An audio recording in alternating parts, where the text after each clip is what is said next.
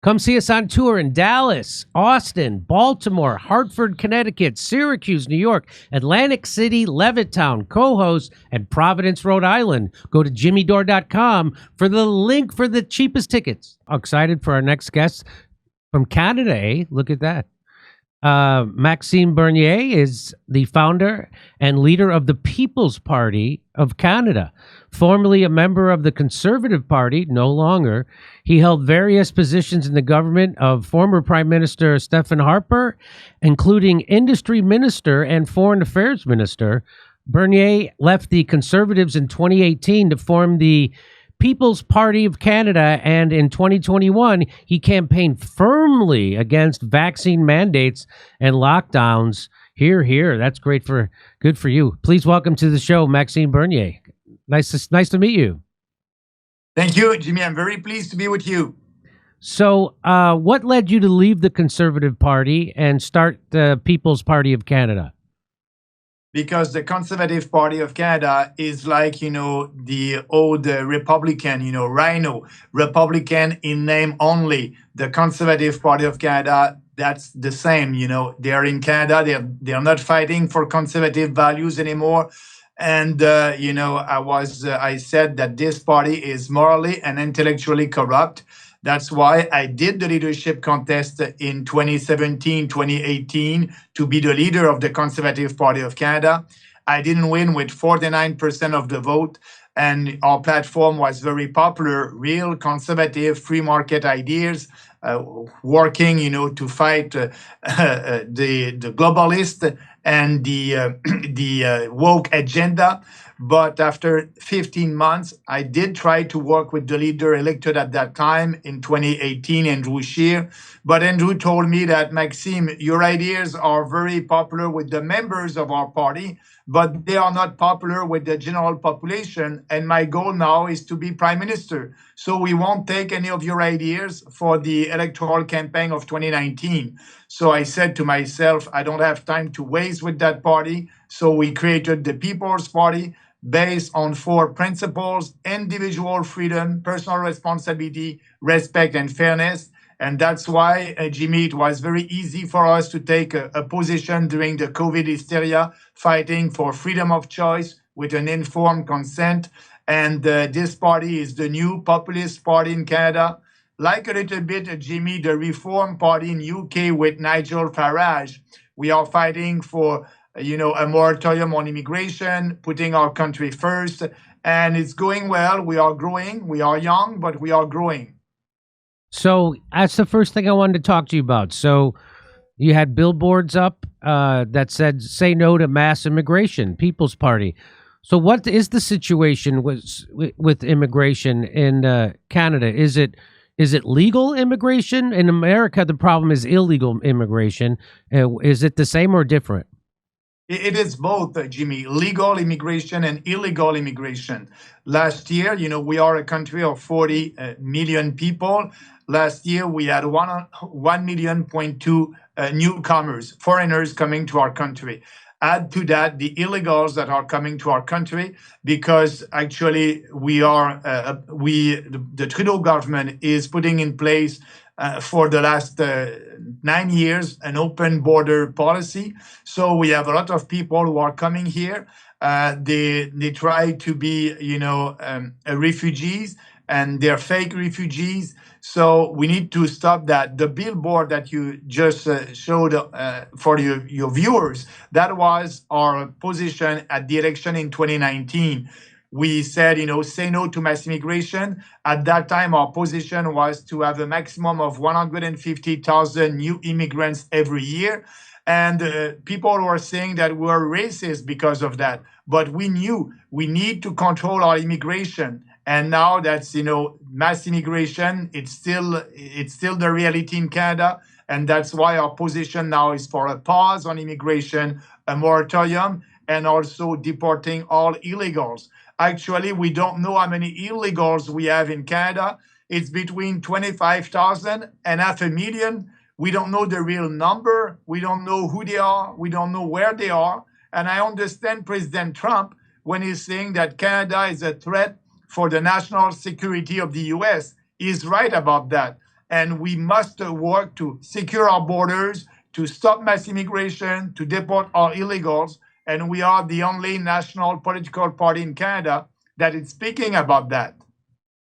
So, is Canada? How did it become? How did this develop? This problem with immigration are the majority of Canadians behind open borders, or was that just a dictate from the Trudeau government? How did that happen? The majority of Canadians were in favor of that in 2015 and 2020. Trudeau was saying we need that because we have a lack of workers in our country, and he opened the doors to please big businesses.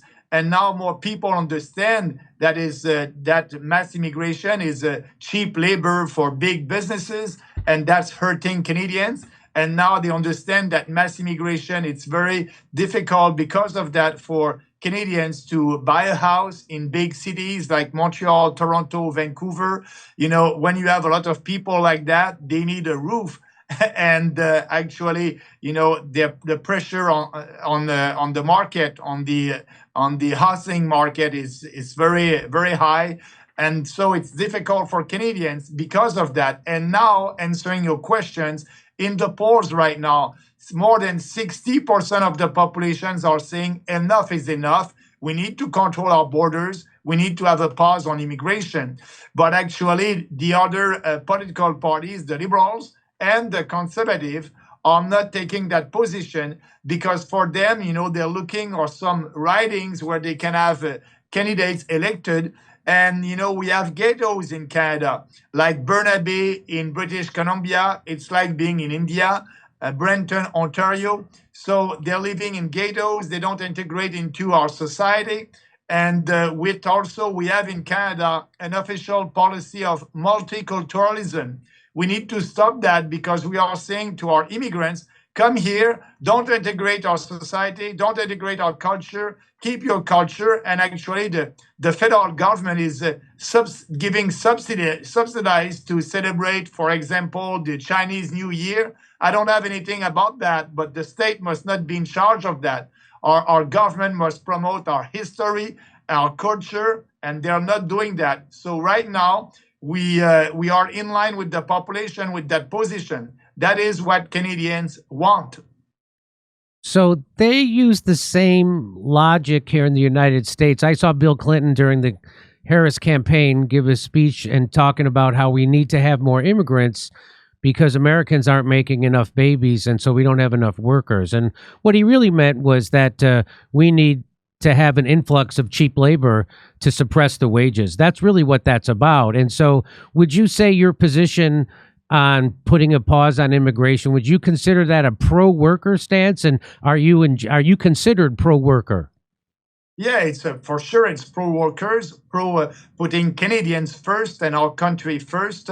And that's why, you know, add to that, we have inflation in Canada that it's about, you know, the real inflation, 5%.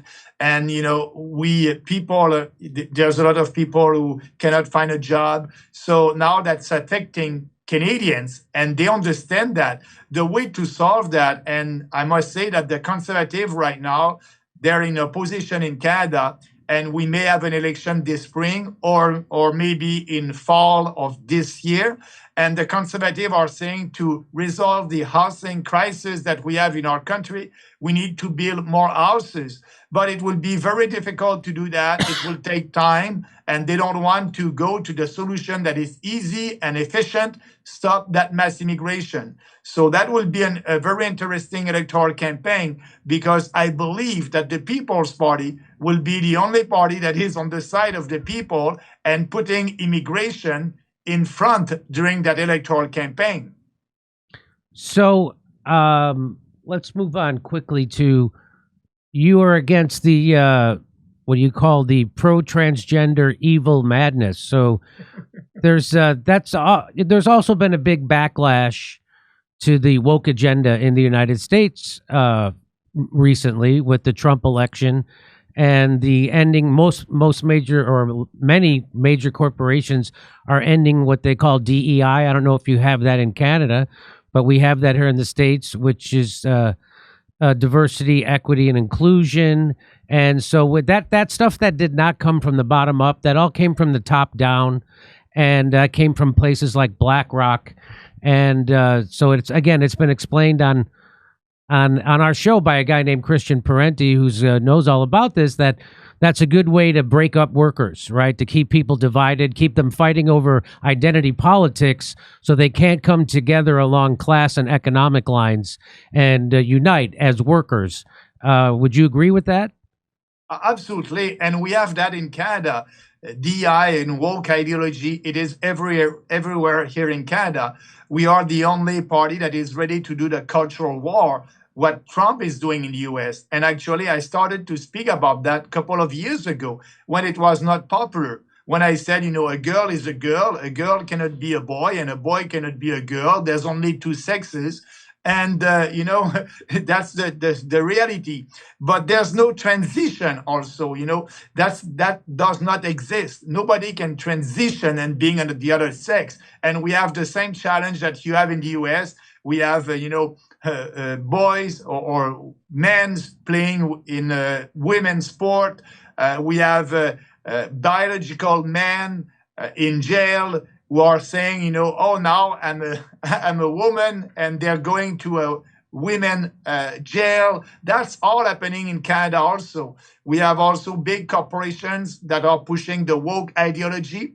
And we are speaking about that since the creation of this party. We need to, instead of diversity, it must be unity. Instead of, equality, it must be equality of rights. And instead of inclusion, it must be meritocracy. So yes, the common sense must be back. And now more people in Canada realize what is happening. And I want to thank President Trump for that, because now we have that discussion in the mainstream media about what President Trump is doing in the US. And it was very hard for me to bring that discussion in the mainstream media because they are canceling us. Our mainstream media are socialist activists and woke activists. So they didn't want to have us, but now they are in position. They cannot, not speaking about what is happening in the US with President Trump. So now more people understand that, we are destroying our Western civilization by doing that. So the cultural war is very important in Canada, and we are doing that war here. So do you think there will ever be anyone held accountable? Trudeau invoked the Emergency Powers Act, and he demonized the truckers who were standing up for liberty. And they weren't anti-medicine. The truckers were vaccinated at a higher rate than the general population in Canada. They were standing up against tyranny, and they were standing up for bodily autonomy. And so Trudeau and the press in Canada demonized them, called them violent, called them white supremacists, called them Nazis. And then they invoked the Emergency Powers Act, which I understand that the High Court in Canada said that was not properly implemented, that was illegal. And yet nobody seems to have to pay a price for any of that. And so do you think anyone will ever be held accountable? And would you do so if you had power? You're right about that. You're absolutely right. The court said, that act was unconstitutional. And, right now we don't have anybody, Trudeau and all his ministers, they're still out there. They're still doing their job as a minister. Nobody is responsible of that. And yes, our position is to be sure. I was there during that freedom convoy. I was in Ottawa. That was, a celebration of our freedoms. We knew at that time that we will win that battle, and we won't. A couple of weeks after that, these draconian measures were not enforced anymore in different provinces in Canada. But, that was a celebration of our freedoms. That was not, nobody, the media did a very good job to discredit us. But now more people understand that what we did at that time, being against that narrative, fighting for freedoms, we did the right thing. And so we have all the proof right now about these vaccines, so-called vaccine, they were not safe and effective. That being said, these people must be responsible. And our position as a political party is to have a parliamentary commission and bring everybody and having a real national discussion discussion about what happened during that COVID hysteria. Now they don't want to do that. They want to turn the page and everything is okay. We won't turn the page. We need to, these people need to be accountable for what they did to Canadians during that time. Well, I just have to push back a little bit on you, Maxime, even though the serious adverse events from the COVID vaccine was 1 in 800, which was a lot of people say is unacceptable. The FDA and the CDC in the United States still say that the vaccines are, in fact, safe and effective. And even though they don't stop the transmission or contraction of the virus, which is what I used to think that vaccines are supposed to do, they don't do that anymore. But I'm told that they do slow the spread, even though everyone got COVID, and they'll keep you from getting seriously ill or hospitalized or death. So that's the beauty of those vaccines. Anyway, I have to. I just want to. So you were arrested. You were wrongfully arrested by the cops up there. For you were attending rallies with supporters. Can I just show this, and then you can tell me what it was all about? Yeah. Afternoon, sir. Yes, yes. Clark with the RCMP. Yeah. I can get you step out of the vehicle. I'm gonna place you under arrest right now. Yeah.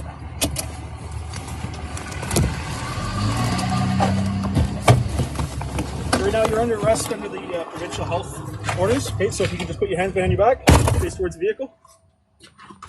Okay, give me one hand here. I'll get you to the vehicle, okay? Thank you. The other hand. Do you have any weapons or anything on you, sir? Weapon? No, no weapon. Only, Anything on you that's only gonna my hurt me words. or anything like that? Sorry? Anything on you that's going to hurt me or anything like that? No, no, anything will hurt you. Only my words. Only my philosophy. Only what I believe in. Okay. All right, come on over this way. I'll explain a few things to you here right away. So what was that all about? That was political repression. I was arrested, handcuffed, and put in jail for 12 hours because I did a rally. Not a rally, actually. It was a meeting with 5 people in a park outside, because at that time you didn't have the right to have more. You didn't have the right to have more than 5 people in a park playing or speaking together. And I was speaking with my team to be ready in Manitoba for the next general election and having our candidates ready for the election. That was in summer 2021. And I was planning a rally, a big rally in Winnipeg, Canada, the day after, but they arrested me. That was political repression for that. I was 12 hours in jail. I was not able to do the rally that it was planned with a lot of people over there. So it's crazy. That's what happened in our country when you defend freedom of speech and speaking for freedom.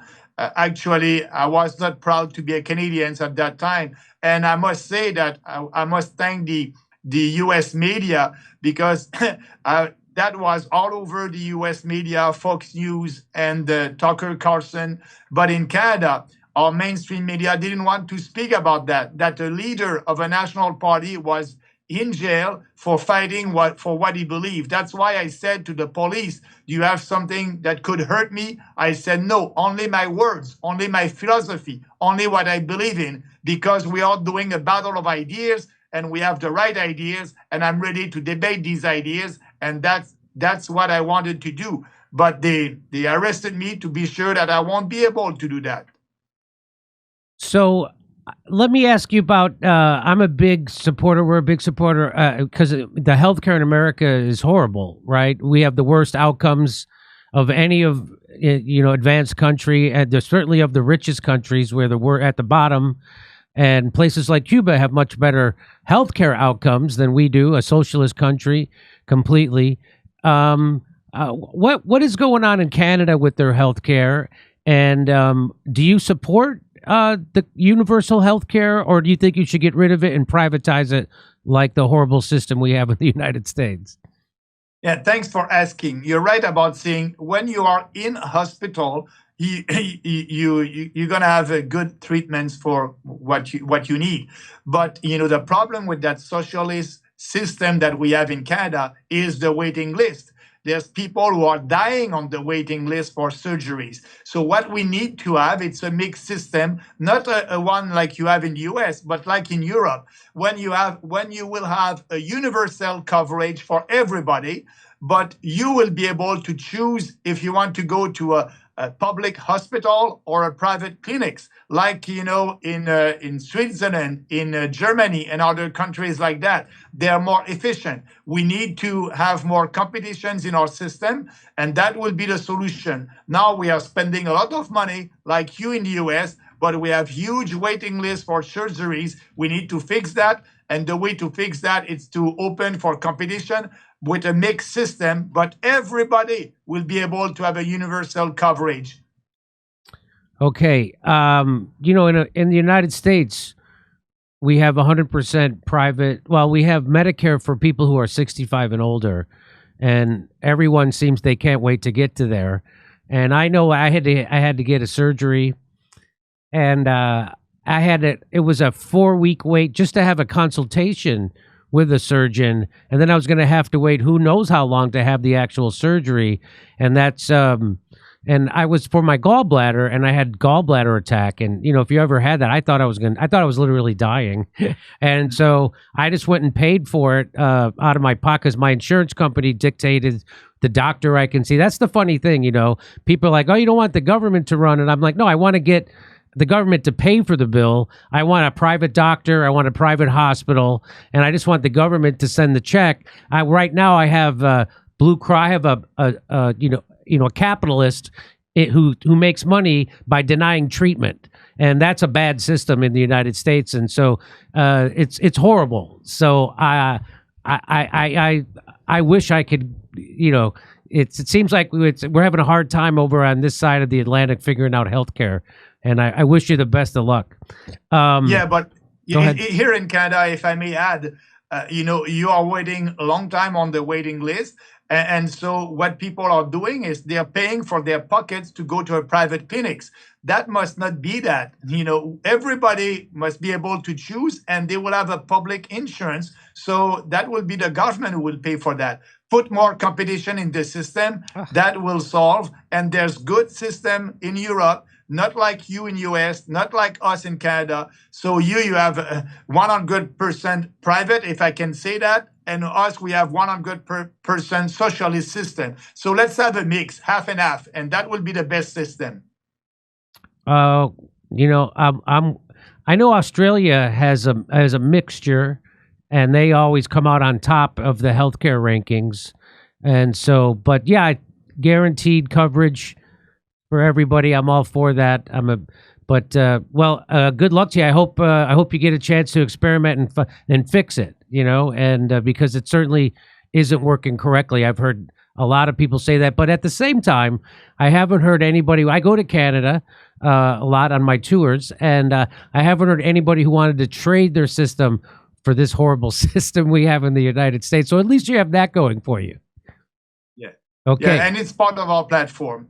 But the bad thing is, these establishment political parties, including the so-called conservative, they don't want to speak about that because they're not ready to have the discussion and the arguments. The opposition will say, oh, that will be like the US, private and all, and they're not ready to fight and to educate the populations. So therefore the statu quo, but the statu quo is not working. And we are ready to have that discussion with Canadians, and more Canadians understand that there's other systems that are better than what we are having here in Canada. Okay. Maxime Bernier, I really appreciate you are the leader of the People's Party in Canada. I appreciate you coming on and letting our audience hear what you had to say.